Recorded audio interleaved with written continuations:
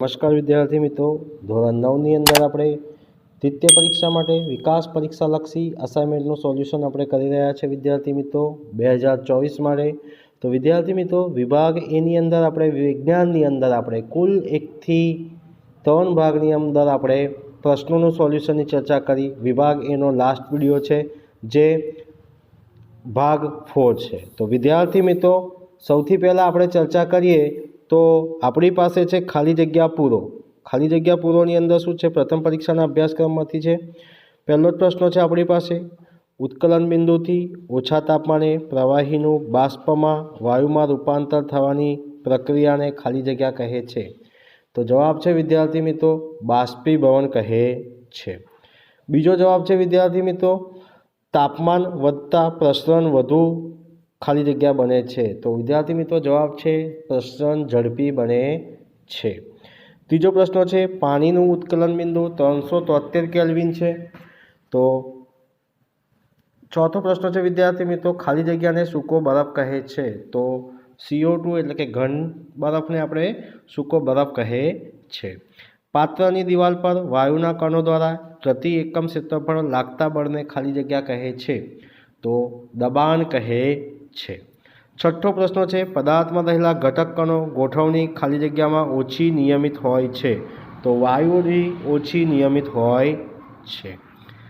ત્યારબાદ વિદ્યાર્થી મિત્રો આપણે વાત કરીએ પ્રકરણ 3, રાસાયણિક સંયોગીકરણના નિયમો ખાલી જગ્યાએ આપ્યો. તો લેવોઇઝરે આપ્યો. બીજો પ્રશ્ન છે આપણી પાસે, પાણીના અણુની ત્રિજ્યા આશરે ખાલી જગ્યા મીટર છે. તો 10⁻⁹ મીટર છે. ત્રીજો પ્રશ્ન છે, સોડિયમનું લેટિન નામ, તો ખાલી જગ્યા છે. તો સોડિયમનું લેટિન નામ છે નેટ્રિયમ.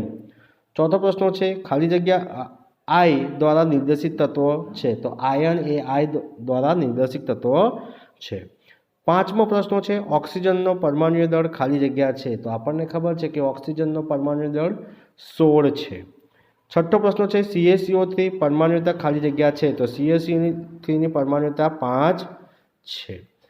ત્યારબાદ વિદ્યાર્થી મિત્રો આપણે વાત કરીએ પ્રકરણ 4. પ્રકરણ 4ની અંદર શું કહે છે કે સિલિકોન પરમાણુની ઇલેક્ટ્રોનીય રચના ખાલી જગ્યા છે. તો એની ઇલેક્ટ્રોન રચના છે 2 8 4.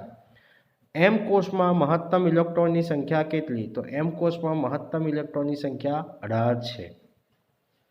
ત્રીજો પ્રશ્ન છે, ખાલી જગ્યાનો ઉપયોગ કેન્સરની સારવારમાં થાય છે. તો કોબાલ્ટનો ઉપયોગ કેન્સરની સારવારમાં થાય છે.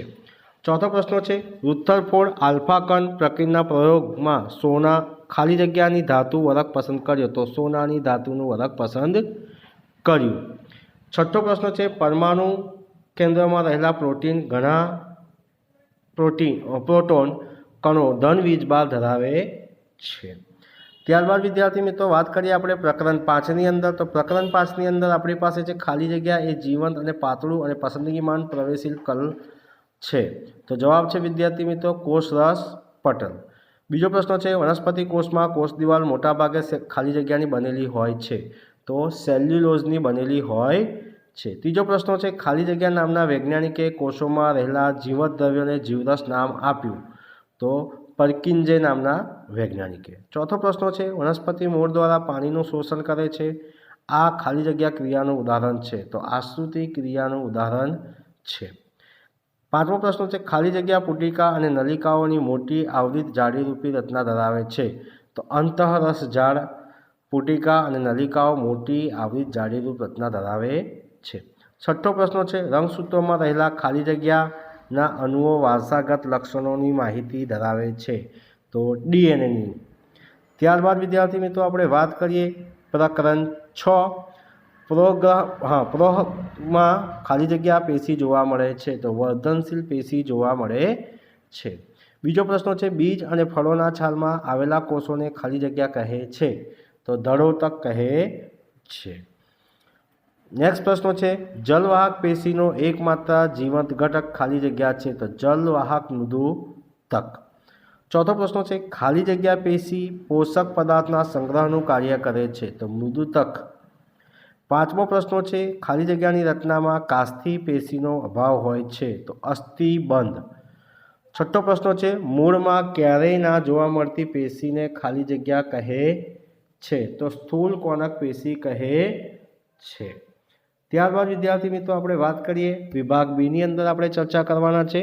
વિદ્યાર્થી મિત્રો વિભાગ એની અંદર કુલ 1 થી 4 ભાગની અંદર આપણે સોલ્યુશન કરેલું છે। તો વિદ્યાર્થી મિત્રો આ વિડીયો તમને ગમ્યો હોય તો લાઈક કરજો, શેર કરજો અને કમેન્ટ કરજો અને જો ચેનલને સબસ્ક્રાઈબ ના કરી હોય તો સબસ્ક્રાઈબ કરવાનું ભૂલતા નહીં। જય હિન્દ, જય ભારત।